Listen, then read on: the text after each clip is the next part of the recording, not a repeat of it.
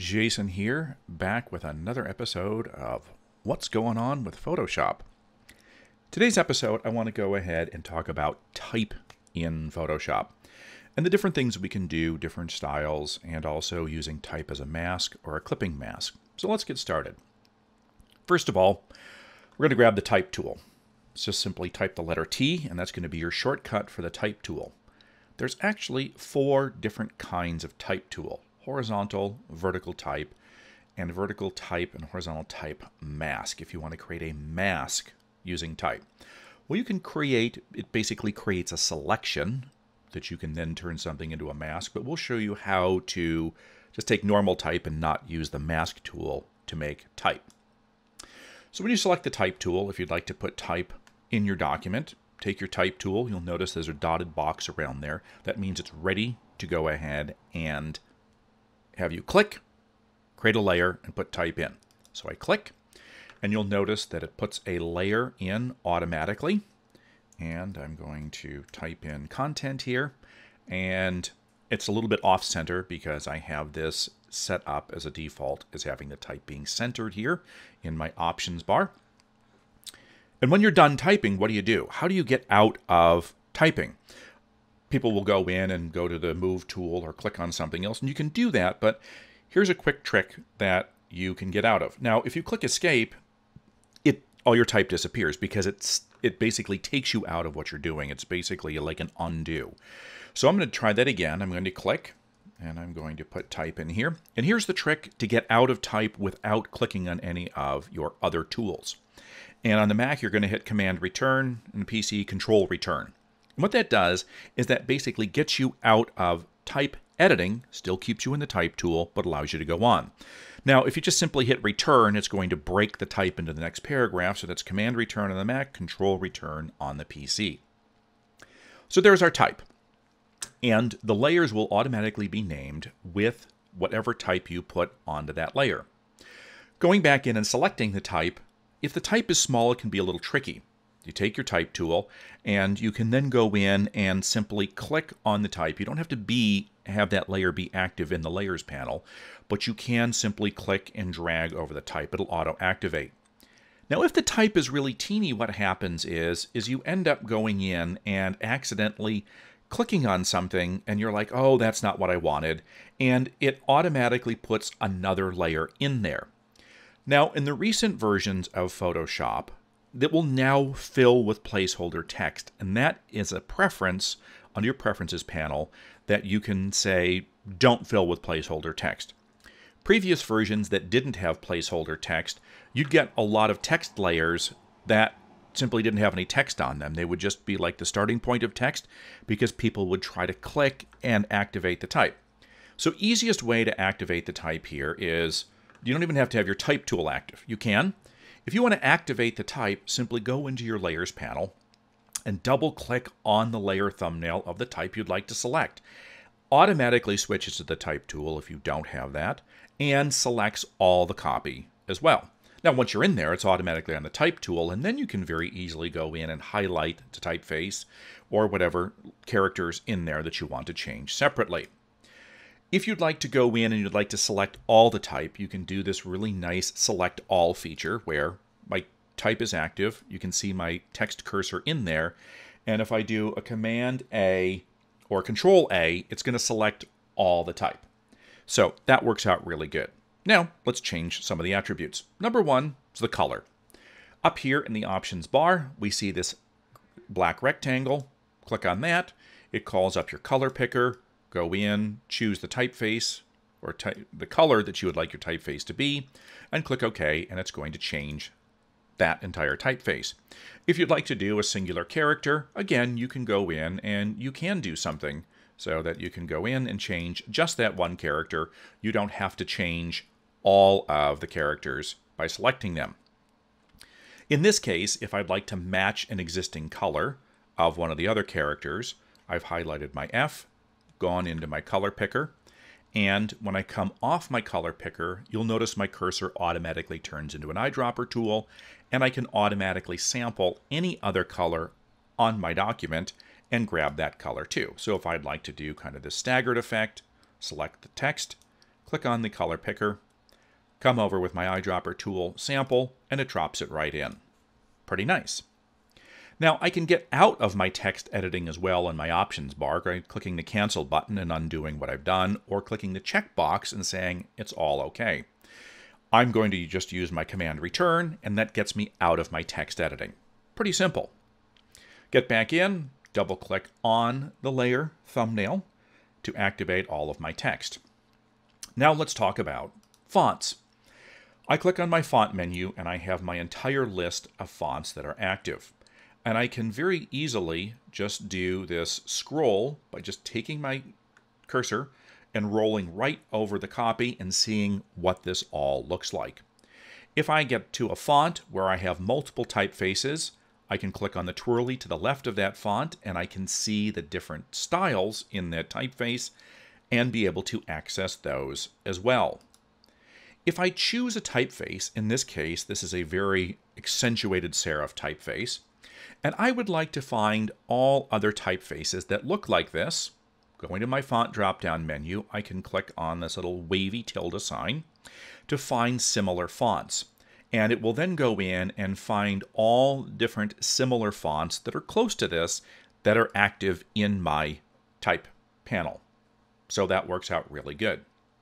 If I find that I'm using typefaces all the time and I'd like to have them up in what's called my favorites, I can go and I can click on the star next to any of these typefaces, and then at the top of my font menu, click the star to only show my favorite typefaces. Clicking off the star will bring me back. Now, Adobe has done something nice here where it puts the last used typefaces up at the top right here. And then for some reason, they've also put all the emojis here at the top too, because we use emojis a lot, so that's what we do. And then everything else is in alphabetical order. So that's great. Now, if you'd like to add more typefaces from the Adobe font kind of type kit, which is what they used to call it, you just have to be signed in with your Adobe login, and you can go and you can click on the Creative Cloud icon, and you can see here that these are all typefaces that are part of the Adobe Cloud that I've automatically activated. But if I want to add more fonts that I don't see here and I want to explore, I can click the More Fonts from Adobe. Now, if I'd like to add more fonts from the Adobe list of fonts, I can click on the More Fonts from Adobe, and it's going to open a web page, and it's going to go right to the Adobe fonts. And here I have a really nice interface that I can go in and I can find all different types, qualities, looks, feels, classifications of typefaces. And I can very easily scroll through them and see how all these typefaces work, do a search, and if I find something that I like, I can click on the View family. I can see how this looks, and if I'd like to activate the entire set of fonts, I just choose Activate the Fonts. Now you have to sign in, and this is just your Adobe Creative Cloud sign in order for this to work, so click on this, sign in, and then you can activate your fonts. Those fonts should come up pretty quickly in your application here, and then they'll show up in the list. Of course, if you remember the name of the font that you activated, and you should have those. Sometimes I found that I've had to quit out of Photoshop and get back in, or I make sure that I'm logged into my Creative Cloud and my Creative Cloud application comes up, so all these applications talk to the fonts. So that's a quick and easy way to find the fonts that you're looking for from not only your list that you have, but also the list that's available through Adobe Fonts. Once we get our type in here, we may want to change the size of our type. So we do have the type size up here, and we can change the type size however we want from the drop-down menu, or highlight the field, type in the value and hit return, and change the size. Keyboard shortcut, Shift-Command on the Mac or Shift-Control on the PC. So Shift-Command and then period, which is also your greater than key, will increase the size of your font. Shift-Command or Shift-Control, and then comma, which also shares your less than symbol as well, allows you to decrease the font. So Shift-Command greater than, Shift-Command less than allows you to change the size of your font on the fly. Here we have our different types of justification: left justified, centered, and right justified.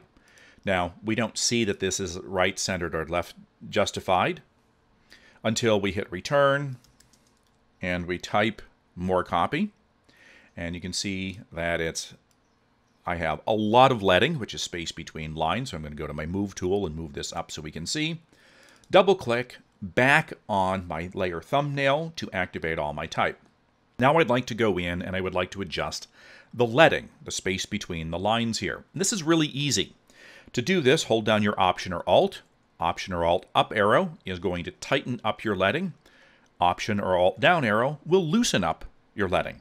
Now, how do we know how to do that without going through and watching this video or knowing these shortcuts?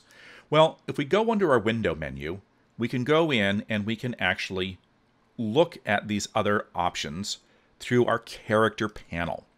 So if we call up our character panel, you'll be able to see we have our font and our style, our point size, as well as our leading, and that's what we were just adjusting here was the leading, the space between the lines. If we set the leading to automatic, that means that as the point size goes up, the leading will automatically adjust as we go. Now, if I don't want that and I would like tighter leading, then of course I can go into my auto here and I can set that leading to be tighter and tighten that up and use my drop-down list or type in whatever value I'd like.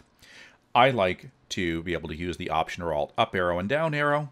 So visually, I see on the screen how this is going to work, and it's all good. Now, sometimes I have typefaces that have spacing issues between the letters.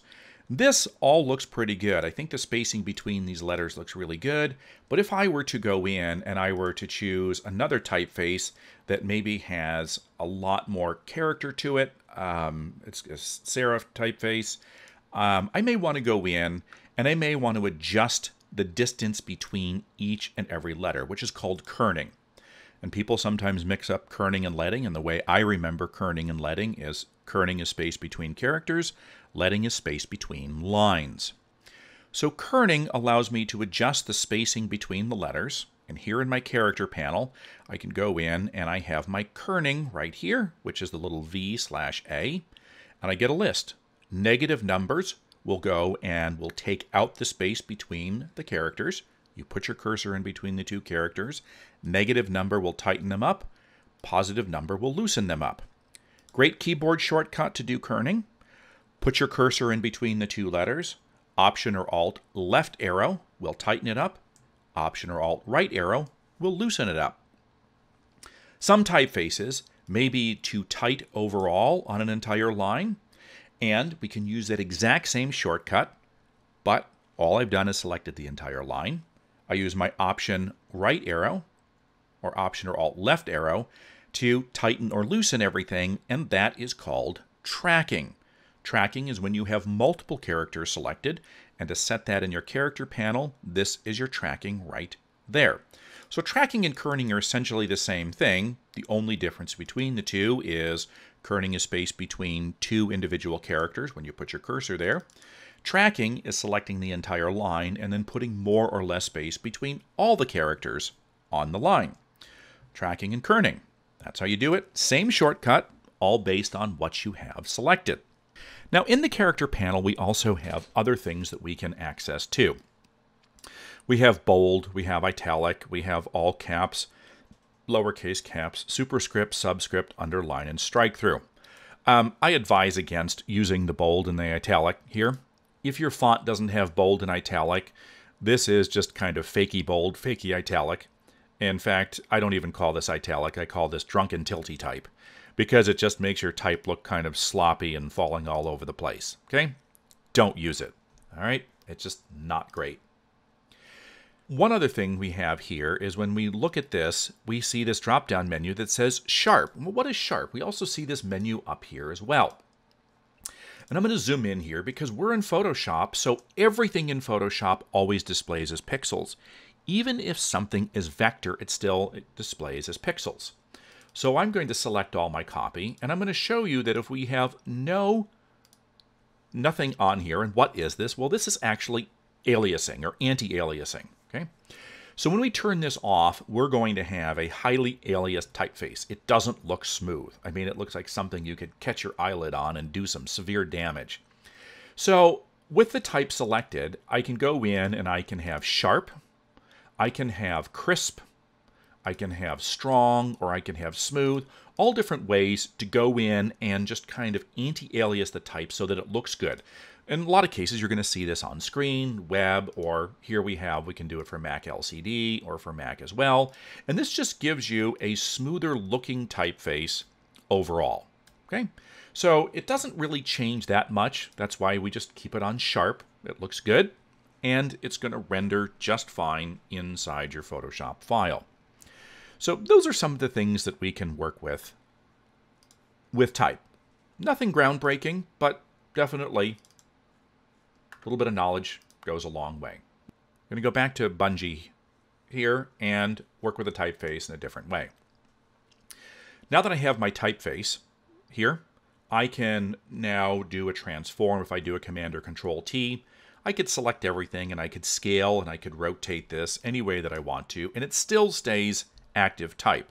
Even if I were to go in and I were to skew or distort this, it still stays as active type. That's the nice part, okay? I can just double click and get that right back there, and I still have editable type. If I did want to do other things to this type, I could do some special effects to this type.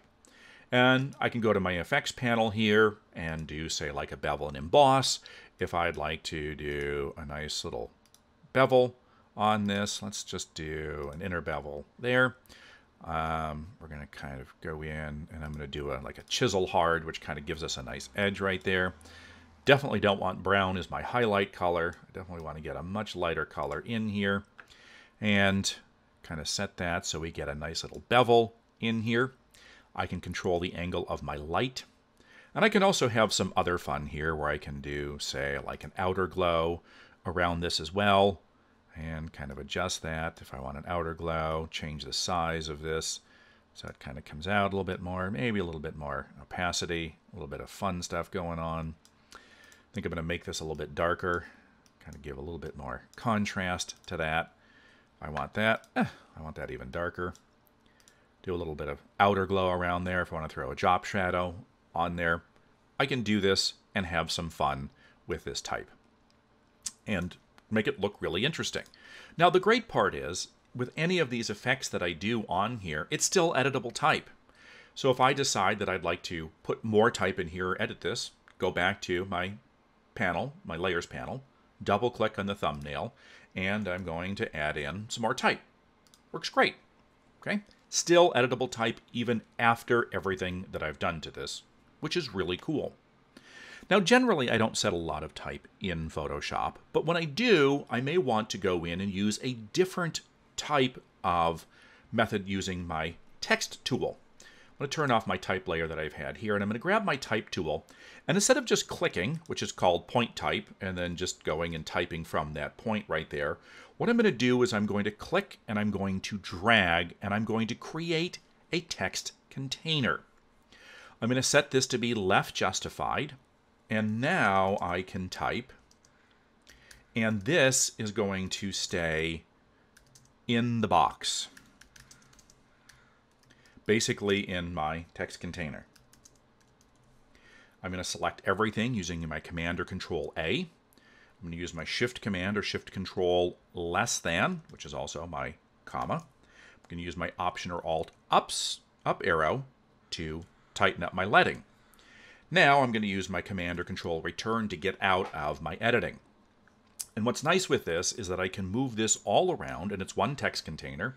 Double click on that, and you can see the bounding box that I have around this. Now if I double click and select my type, this little dotted bounding box allows me to change the size or the proportions of the box, and this will now allow me to reflow my copy and have it stay within the box.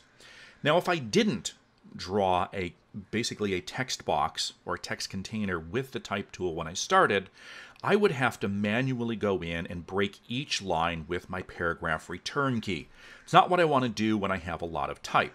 So it's a nice way to be able to go in and either just simply click and type, which is what I did here, and then I pressed return after here, but now I knew that I'm going to have a lot more type, and I'd like the ability to reflow the copy and make that fit just by dragging my container, which is great.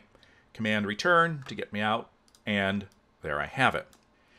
If I'd like to pick up my attributes of my copy that I have here, and I'd like to put it onto my copy that I just set, I can go into the type layer that has the attributes on it, and I'm going to copy the effects over to my other type layer. What I'm going to do is I'm going to click on effects, I'm going to hold down Option or Alt, and drag and copy those effects to the new layer, and it's going to copy all of those to it. Now you'll notice that it did not copy the color. Well, the reason why is because here, when I selected this, I had gone in and I had selected the color and I had applied the color through the actual color picker method here. I'm going to do something different, and I'm actually going to apply the color here not by selecting the type, but I'm going to apply the color via the effect. So now I want to sample this blue and put it onto my type here, but I don't want to do it by selecting the copy with the type tool. I want to put it in as an effect. So I'm going to go back to my original type layer, grab my eyedropper tool, and I'm going to eyedropper and sample that, which will put it into my color picker. Now I'm going to select my type layer. I'm going to go down to my layer effects, and I'm going to choose color overlay. Here in the color overlay, I get my color picker rectangle. I will click on that. And instead of choosing a color from here, I'm going to go back to my color picker. I'm going to click on it, which is going to activate that color, put it into my color picker, and now I have it as my color overlay. Now you'll see that I have this color overlay, which then if I copy my effects, that will all come together. So that's pretty cool as well. I like that feature. So I tend to use color overlay, and I could select this color overlay, by the way. Option or Alt click and drag that color overlay onto this effect too, so that now I have matching colors and matching styles on both of these. I'm going to shut off that text container that I created here, and I'm going to have a little bit more fun with this text here. In this text, we can also go a little bit further. I was able to skew and rotate and have a little bit of fun with the text, but I can also go in and also go to my type warp button here, and I'm going to click on this. With the warp text, I have several different styles, and I can only apply one style. I can't apply multiple styles to this. So I may want to go in, and I may want to go in and do an arch. So here, it's going to arch the text, and I can control how much it arches, and I can control the horizontal or the vertical distortion here by going in and applying that, clicking off that, or using my command return to get out of it. Now, you'll notice in my thumbnail here, when I have just normal text here, the T looks normal. But when I've gone in and I've warped the text, that preview now shows me that this T has that little, basically I call it a little frowny face on there. But this tells me that I've got some type of warp on there. If I double click and I'd like to take that warp or any effect off, all I have to do is go back to none, and it's going to reset the type back to where I started from. And again, I can only go in and do one style at a time. I can't apply multiple styles to this. So here, if I do the arch, and if I want to do the arc instead, it's going to give me that. So one style at a time. Command return gets me out of it.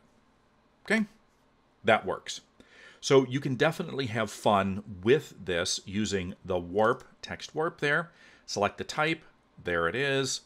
Play with that. Have fun. You got lots of possibilities and options with that, and nothing but fun stuff right there. Now, one of the things I want to talk about is talk about type as a mask. Now, we can use type as a mask in two different ways. So here, I'm going to have this wave feature behind me, and I'd like to take and I would like to use text as a mask.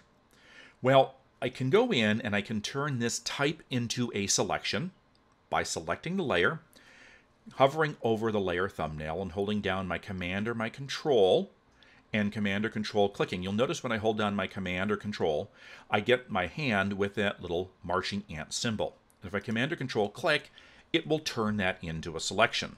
I'm now going to turn off my text layer because I don't want to mask my text layer because it's already on a transparent background.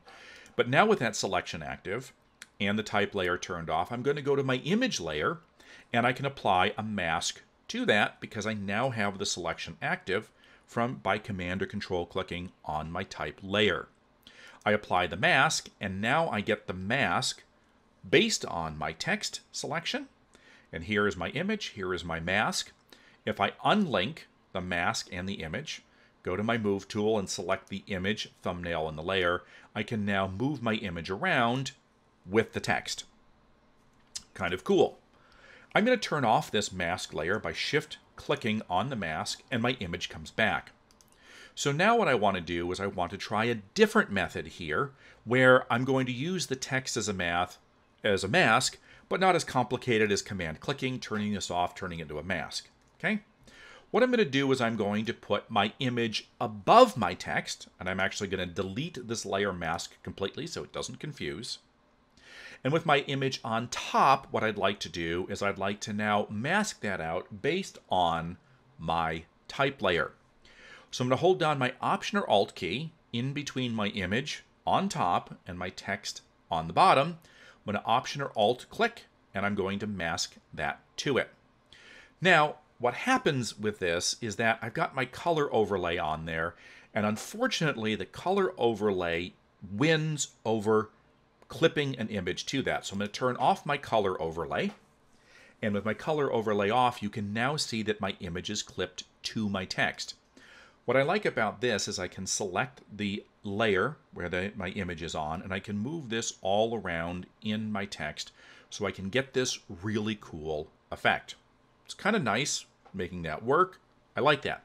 However, if you do a color overlay or you do a gradient overlay or a pattern overlay, those will go in and those will override your image. And the reason why that is because when we do our color or a gradient or a pattern overlay, the blend mode is normal, which means that color or gradient or pattern sits on top. Now, if I were to go in and I were to choose multiply, which allows it to become translucent, then that color will allow it to show through. And of course, if I change the color to any other color here, and I do that, what this does is the color overlay now multiplies, makes it translucent, so it can change the attributes of the underlying image, all by changing the blend mode to multiply. If I set it to normal, that color is going to be on top and it's going to override everything. But if I set it to the blend mode of multiply, I can now use this color to kind of change the tint of my underlying image, which could be quite unique, quite interesting here. And I'm going to do that. So there's my color overlay used in a different way, and using my type layer as a mask, but using this as a clipping mask instead. So that's kind of cool. Now, a couple other things that happen with type. Now, when we have active type here, I've told you before that when we look at this, you can see that all of this type is basically rasterized. Now, type we don't think normally is raster because when we put it into any other application, it doesn't look worse when we make it larger and smaller because type is vector. Well, type is vector in Photoshop as well. So when I'm working with this, how do I retain the vector quality of this text? Well, it's interesting because if I save this as a Photoshop file and print it, it's all going to be rasterized. It's all going to be pixelated. I'd like to save this type as a vector. So what I'm going to do is I'm going to take my layer and I'm going to duplicate this by Option or Alt, clicking and dragging that down and turning it off, keeping my active type layer. I'm going to go to my other type layer and I'm going to right click on this layer, not on the thumbnail. I'm going to right click on the layer here. And what I want to do is I'm going to convert this type to a shape. And the reason why I don't take my active type and convert it to a shape here is because once I convert this to the shape, it's no longer editable. That's why I create a copy of it. It's now a shape, but it looks no different. Okay? So by converting this to the shape, it is now vector, and I can do a couple things. One, I can preserve the vector, but I can also go in with my direct selection tool, which is the letter A, and I can manipulate this typeface if I wanted to because it is now all paths. Now, I still have my original under here, which I duplicated and turned off, just in case I ever want to change the type. But now that this is a text layer that's been converted to paths, you'll notice the T is no longer there, and now it looks like a normal pixel-based layer. And the funny thing is that when you zoom in, it still looks like pixels, but it actually isn't, okay? That's the crazy part. it is actually a path. Okay? I can click on that path, and I can manipulate this shape, these shapes, and actually change the letter forms here, which will then change the look and feel of my shape. I know, crazy. Okay? You never thought you could edit copy in Photoshop like this. But it's weird because this is a path, and if you know anything about vector, you know vector is nice and smooth. And it's like, okay, this is baffling me right now because it looks all raster, and Photoshop only knows how to display raster here. But I'm editing this as a shape, and you can see in my paths panel that it's a path, it's a shape. And I'm using my direct selection tool, which is the letter A, to directly select those points on the path and edit. Now I'd like to save this outline text in a different format so that I can actually print this with the retention of the vector that I have here that I outlined so that my text is a path. So what I'm going to do is go under the File menu, and I'm going to choose Save As. And what I'd like to do is I want to save this as a Photoshop PDF. And you'll notice when I try to do a Save As, it doesn't come up with Photoshop PDF, so I need to click the Save a Copy button next to this. It's a new feature, by the way. I'm going to go in and I'm going to save this as a Photoshop PDF. And when I save this as a Photoshop PDF here, I've already saved this, so it's going to ask me if I want to save over it. Yes, I do. And then it's going to ask me a few questions. Do I want to go in and retain the Photoshop editing capabilities? Sure, why not? And I'm going to save this as a PDF. Great.